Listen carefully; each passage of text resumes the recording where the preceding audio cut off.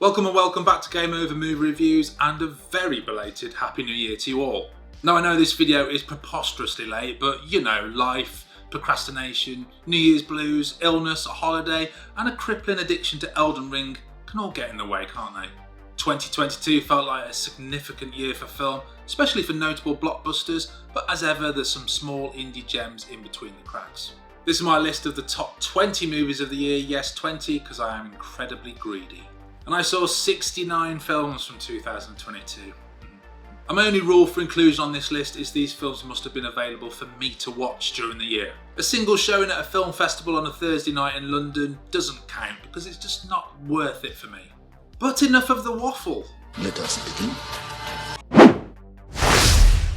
All My Friends Hate Me is an anxiety-inducing cringe comedy that is the very definition of a Marmite film. This will either work for you and will likely work well, or you'll hate it. I fell into the former camp and I loved how the film toys with the viewers, never quite letting on what's going on. It almost presents itself as a mystery, but instead of you trying to work out who'd done it, you're thinking who's doing what to who and why. And all this is done via the medium of cringe-inducing, darkly comical takes on social anxiety. It is one of the least recommendable films on this list, but I think it's worth the risk of checking it out. If it works for you like it did for me, you'll find yourself absorbed in a deliciously dark, well-written, and often very relatable social comedy. RRR, otherwise known as Rise, Roar, Revolt, is a fictitious historical action drama comedy bromance superhero musical movie from Tollywood, as if we needed another. This is one of the most fun films on this list, featuring amongst many other standout moments a man fighting a tiger with his bare hands, a daring rope swing bridge rescue over a river of fire, and a genuinely thrilling musical interlude where both leads take on a mass of partygoers in a dance-off. Dialogue isn't the film's greatest strength, and it does make the British look very silly and evil, deservedly so. But if you've never seen a film from Tollywood and you can get past that long runtime, RRR is a lot of fun. Men was one of my top 3 most anticipated movies of the year, but it was met with very mixed reviews on release, so I wasn't sure what to expect, though Alex Garland does kind of have that effect in general. But despite its often impenetrable weirdness, Men really worked for me, and I think I'd put this above Annihilation, Garland's last film. I absolutely loved both Jessie Buckley's performance and Roy Kinnear's performances. I couldn't take my eyes off either of them. The oppressive mood, great sound design, music, score and lighting all evoke an odd loop of reality to dream to nightmare, and it continually drew me in. I don't pretend to fully understand it, and it certainly dips into pretentious territory on more than one occasion, but I fully bought into the odd mishmash of on-the-nose social commentary mixed with what the fuck is going on nowness, and that final 15 minutes. Lamb is a minimalist horror fable which aptly follows on from Men, as this is another piece of unique and frankly batshit cinema. It's a beautiful looking film, but you'd have to go to some lengths to make this breathtaking Icelandic scenery look anything less than stunning.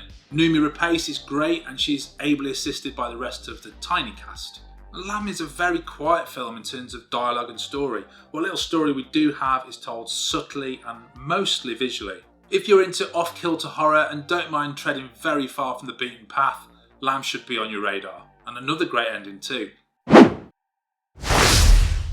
X is absolutely not the film I was expecting, and in this case that's a very good thing. This was just hugely entertaining and easily my favourite film from Ty West, the man who Rob Zombie would love to be. And I love how West just doesn't give a fuck. All conventions are out the window. It's a comedy, it's a horror, it's an exploitation pick, it's a winking parody, it's a creepy slasher. There's some good gore, though I probably expected a little bit more.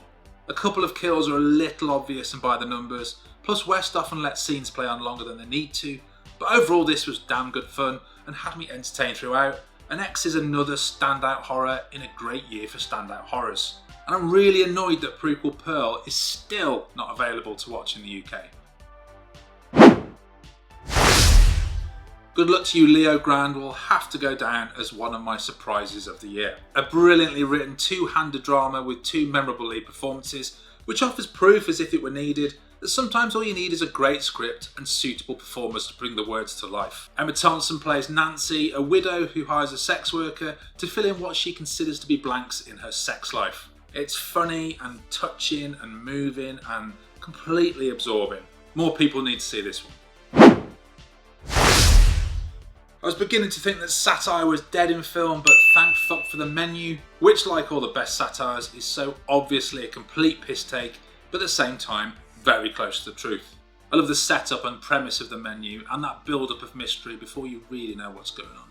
The cast are awesome, especially the ever-reliable Ralph Fiennes and Anya Taylor-Joy, but who knew Nicholas Hoult could be so convincing as a simpering, sycophantic arsehole? He's come a long way from About a Boy. I loved how The Menu played out and ended, though I would have liked perhaps just a small increase in danger escalation.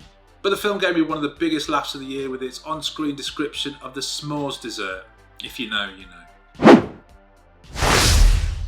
In Prey, we finally have a Predator film worthy of John McTiernan's 1987 classic original. Prey goes back to the original film's stripped back story of a badass warrior versus a badass warrior, who just so happens to have laser guided weapons and infrared vision, which I feel is cheating a little. Amber Midthunder is excellent as Maru, a skilled warrior who is desperate to join the hunt but struggles to break against tradition and the bloody patriarchy. The film looks great with some genuinely impressive cinematography from Jeff Cutter, which is a cracking name considering some of the gore in Prey, and on that subject there are some very visceral fight scenes here with limbs and blood flying everywhere. I'm a little disappointed in the slight over-reliance on CGI gore though. There are some practical moments, but not quite enough. But none of these gripes take away from this being my second favourite film in the Predator franchise, and I'm excited to see where and when they go next. We've seen Old Henry's simple story and variations a few times before, with Unforgiven a fairly close relative, but Old Henry is more personal and emotive than most of its contemporaries. Tim Blake Nelson is magnificent. It feels like he was born to play this role. Stephen Dorff always makes for a great charismatic bad guy, and he must have relished this one, getting plenty of screen time and the biggest percentage of the dialogue, most of which he chews endlessly. I kind of saw where this one was going, but regardless, the last 20 minutes are excellent. And the score to this film is majestic. The closing theme actually gave me goosebumps. Don't sleep on this one. The Quiet Girl is a beautiful and tender film with some of the best subtle visual storytelling of the year. This is pure show, don't tell. Cinematography is magical. Every single frame looks to have been composed with genuine love and attention. It's a touching and emotional film, but never mawkish or overly sentimental, and it's filled with beautifully nuanced performances. Some will find it slow and boring, but for a film where very little happens, I was completely transfixed and moved by a perfect ending. The Banshees of Inisherin has slowly crawled up this list, even as I've been writing this script, starting its journey at number 18. It's that kind of film though, it's extremely slight, but it really sticks with you. Mostly down to Colin Farrell's incredible sympathy-inducing performance. And I do love that Martin McDonagh has the confidence as a writer to come up with the idea of a friendship coming to an end and make an entire film about that and very little else. On the surface, of course. It looks sumptuous, but much like with the setting of Lamb, whilst it does take great skill to make it look this good, you'd have to be a raw fuck-up of the highest order to make this scenery look anything less than spectacular. And it's so good to see Colin Farrell have such a great year, and more from him later. Titan is a lot of film to take in. In fact, it does feel like two films merged together and they're both doing pretty different things. I liked the first 20 minutes very much. It was more or less what I thought the film was going to be, daring, exciting and OTT. Then the story takes a turn which at first I found a little jarring and disjointed, and in a weird twist I found this more grounded section a little less believable than the fantastical opening. But when I clicked to the second part of the film and where it ended up, I found it recontextualised. The first part of the film, you have to give Julia Ducournau a lot of credit for making such a striking and bold film, and I look forward to seeing where she goes next. Scream's position in this list may surprise a lot of people, and I've not seen it in anyone else's end of year lists, and perhaps I'll reevaluate my opinion on a second watch, but I was genuinely surprised at just how much I enjoyed this one. I would say it's my favourite of all the sequels. It's just lacking that razor sharpness and wit of the first film, but that's no great surprise, and it's just a tad overly serious, but I pretty much enjoyed everything else. The new cast are all really good, always a make or break for the sequels in this series. And I thought the returning cast all played a meaningful part. The story was well thought out, the violence was really visceral and very well done, and the whole film felt faithful and justified its existence. Not often you can say you're really looking forward to the 6th instalment of a film, and yet here we are. Cha Cha Real Smooth is a lovely film. Look, my in-depth Letterboxd review backs this up. It's another quirky indie rom-com to add to the growing pile, but this one works so well because of all the characters have such incredible depth, and everyone is full of flaws and real life. Cooper Raiff makes for a very likeable lead, though I will say he's not the greatest actor in the world, but this does add an extra layer of likeable awkwardness. Dakota Johnson, who seems to get better in every single film, absolutely nails her character, who is unsure about her current relationship and what she wants and needs in life. It all makes for a rom-com which doesn't quite follow the typical path, but leaves you satisfied with where the characters end up. The Batman had an unenviable task following Nolan's Dark Knight trilogy, but Matt Reeves didn't try to do things bigger, he just tried to do things differently. Reeves' Bats, with a great turn from R-Pats, is a very different beast from Nolan's opus. Taking first and foremost a dirty, downbeat detective route, and in every department that really counts, Reeves pulls it off with aplomb. I do have some issues with the film. Robert Pattinson is a formidable Batman, but his Bruce Wayne is a little too much goth emo. The overall story isn't quite clever enough, and the conclusion is a slight anticlimax, but this is a film filled with memorable and brilliantly constructed set pieces and small moments of badass coolness, such as those slowly stomping boots in the early underground scene, the corridor fight spectacularly lit only by sporadic gunfire, and the most incendiary and exciting car chase ever put to film. I'll be very interested to see where they go with the sequel, especially with Barry Keoghan in as the Joker. And we also have an unrecognisable Colin Farrell back soon in his Penguin TV show. Everything Everywhere All at Once, the film on pretty much everyone's top 10 movies of the year list, and for good reason. I think my favourite thing about Everything Everywhere is simply just that the film exists. A brave, bold and balls to the wall original film, well, mostly original, the likes of which doesn't come around often enough. That EEAAO is even a thing should be celebrated. The cast are flawless, with Michelle Yeoh and Ke Huy Quan giving likeable and layered performances. They also kick ass convincingly in the brilliantly shot action scenes. The editing is mesmerisingly good. This should easily win the editing Oscar, but I wonder if it's just too weird and frenetic for the Academy to acknowledge it. I hope not. Honestly speaking, on first viewing, I was a little overwhelmed by everything going on and how the film flitted from a sci-fi action to an existential exploration to a drama about how life is hard but we can all get through the shit stuff together. But it's a film that practically begs you to watch it more than once, and on a rewatch, everything felt a little clearer, and I was able to admire that beautiful editing. The Northman was my most anticipated film of 2022, as I'm a great fan of Robert Eggers' previous two films, The Witch and The Lighthouse. And I was very keen to see if Eggers could make it 3 from 3. And of course, yeah, he smashed it once again, this time with a bloody axe delivering the fabled mysticism of the Green Knight, crossed with cosmic gumbo of The Fountain, and the bloody violence of Valhalla Rising. Alexander Skarsgård, who funnily enough first came to my attention in True Blood, playing the deliciously evil Eric Northman, is bloody brilliant. Eggers has an overtly cinematic approach to his films, big, bombastic, loud and rich, and Skarsgård clearly relishes this, making Amleth an imposing hulk of a man hell-bent on revenge, his stance and gait seemingly doubling his size. The surprising star of the show, however, is Nicole Kidman. Not surprising that she's great, as she often is, but this role seems very far removed from most of her previous ones. And any film that ends up with a naked sword fight on top of a volcano is good in my eyes. Nosferatu is up next for Eggers. Can he make it 4 from 4? I wouldn't bet against it. Just before we get to my top 3 of 2022, just a little reminder in case you've forgotten to click the like and subscribe button. Mass is a masterclass in tight dialogue and devastatingly absorbing acting.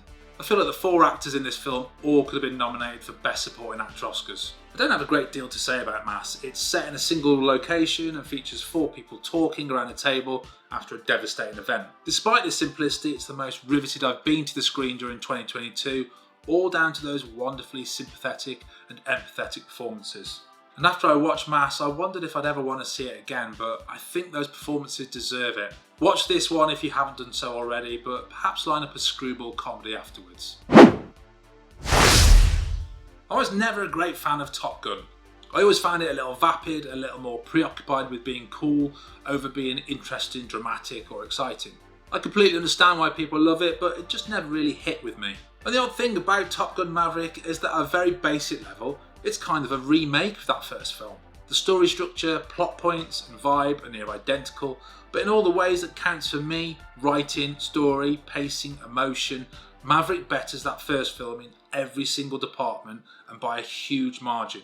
Maverick does have its issues. As I said, the story is very close to the original, training, camaraderie, falling out, big mission, yeehaw, but everything engaged me so much more. Cruise is fantastic. Not only does he nail the action, which you pretty much expect at this point, but he fills Maverick with so much heart and life. And let's not forget that this is a man in his 60s. It's quite ridiculous. The rest of the cast are excellent too. Some of the characters are a little stereotypical and we don't learn much about any of the side characters, but Miles Teller and John Hamm stand out in meatier roles. One thing the original did have going for it was the aerial combat sequences, but Maverick absolutely blows out of the water, or the air. My palms were sweaty for pretty much the final 2/3 of the film. It is so damn tense and exciting, and I liked how it all came together in the end, even if it was a little predictable. And that Kilmer appearance was so good, especially if you've watched the documentary Val. The Worst Person in the World was a film I'd been waiting to see since mid-2021 when it did the festival rounds, and it was totally worth the wait. Renate Reinsve is bloody brilliant and I was completely absorbed by her performance, and the film in general for the whole runtime. This is one of those rare films which gives you everything. A moving, funny, fascinating, grown-up rom-com with tons of memorable shots, moments and scenes. Of course, the time freeze scene is the standout, but the whole film is full of moments like this, but the beauty is that the more intimate parts of the film have just as much punch. It reminded me a lot of a more grounded, inverted take on Amelie, where instead of a selfless do-gooder central character who has no interest in their own self-worth, we have someone much more selfish and destructive in a different way. Also has a lot of the quirk and magic of Amelie, though they are very different films. I'm not sure what I'm comparing them. What am I going on about? So there we go, my top 20 films of 2022. Thanks to the few people who are still here, hello.